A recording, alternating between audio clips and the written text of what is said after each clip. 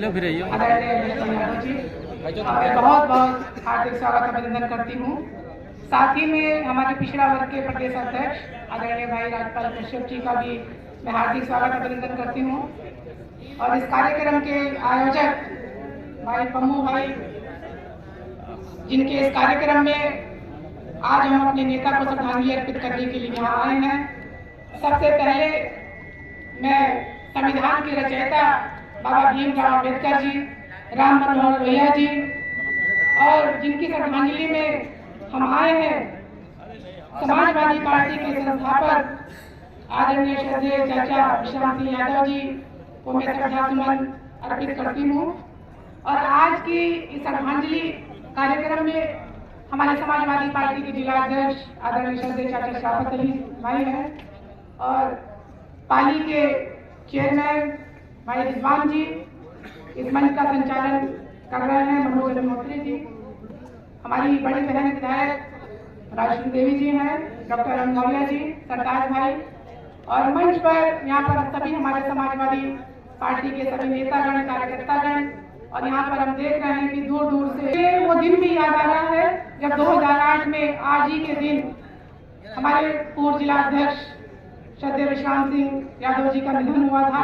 एक तरफ उनकी चिता जल रही थी और दूसरी तरफ इसी तरीके से पीटीए का जमावड़ा लगा हुआ था, यानी कि उनका अंतिम संस्कार जहां पर हो रहा था उसको भी एक मीटिंग का ही रूप दिया गया था। लोग आंसू भी बहा रहे थे, उनके साथ में बिताए हुए अपने समय का भी वहां पर उजागर कर रहे थे और उनको श्रद्धांजलि भी दे रहे थे।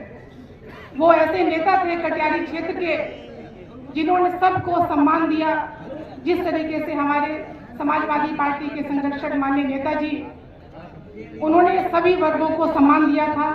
पीडीए जो नाम दिया गया है, पीडीए तो हमारे राष्ट्रीय अध्यक्ष जी ने अभी नाम दिया है, लेकिन हमारे नेताजी ने हमेशा पिछड़े, दलित, अल्पसंख्यक और उसमें ए से अगर हम कहें अगड़े लोग भी जो दबे थे, जो गरीब थे, उन लोगों को भी सहारा दिया।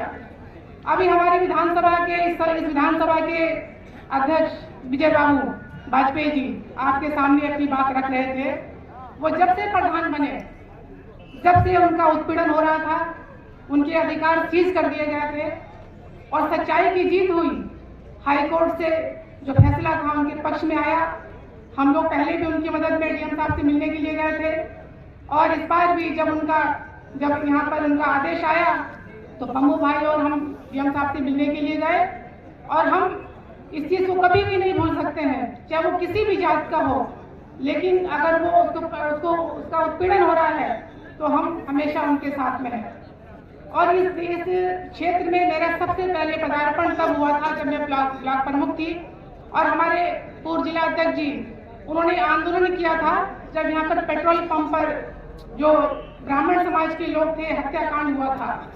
तब पहली बार मैं यहाँ पर धरना प्रदर्शन में आई थी और मुझे कभी नहीं मालूम था कि कभी मेरे क्षेत्र से मैं सांसदी का चुनाव लड़ूंगी, क्योंकि हमारे नेता ने जो हमें सिखाया, हमारे एक गुरु के रूप में हमारे पूर्व जिला अध्यक्ष जी ने जो हमें आगे लेकर के आए। मैं भी एक दलित की बेटी थी, जो पीडीए आज चल रहा है उसी के तहत समझ लीजिए कि उन्होंने मुझे आगे बढ़ाने का काम किया। मेरे परिवार में ऐसा कोई बड़ा नहीं था जो हमें आगे का रास्ता दिखाता, लेकिन उन्होंने एक अभिभावक के रूप में, जब मीटिंग होती थी मैं ब्लॉक प्रमुख थी, सबसे पीछे जाकर के बैठती थी, लेकिन वो सबसे आगे बिठाते थे। और उन्होंने जो आज मैं सांसद आप लोगों के बीच में रही, ये उन्हीं की देन है। उन्होंने मुझे टिकट दिलवाया और मेरी मदद करके, क्योंकि मैं जब सांसद का पहला चुनाव लड़ी थी, इस क्षेत्र के बारे में एबीसीडी मुझे नहीं मालूम था, लेकिन पूरा क्षेत्र वो संभालते थे। और यहाँ से जब ये विधानसभा, जब बिलग्राम का क्षेत्र भी लगता था तो सबसे ज्यादा वोटों से जीत कर हम यहाँ से जाते थे। अब ये हमारा दुर्भाग्य रहा कि इस बार लोकसभा का चुनाव लड़े, बहुत कम वोटों से हम पीछे रह गए। अभी हमारे आदरणीय चाचा राम सिंह यादव जी ने एक बात कही यहाँ पर मंच पर कि मुर्दों के देश में और कुछ जिंदा लोगों के बीच में हम अपनी बात रख रहे हैं। तो हम ये चाहते हैं कि जो ये मुर्दा लोगों के देश में की जो बात आती है, हम तो चाहते हैं कि ये कटियारी का क्षेत्र जिंदा लोगों का क्षेत्र हो जाए।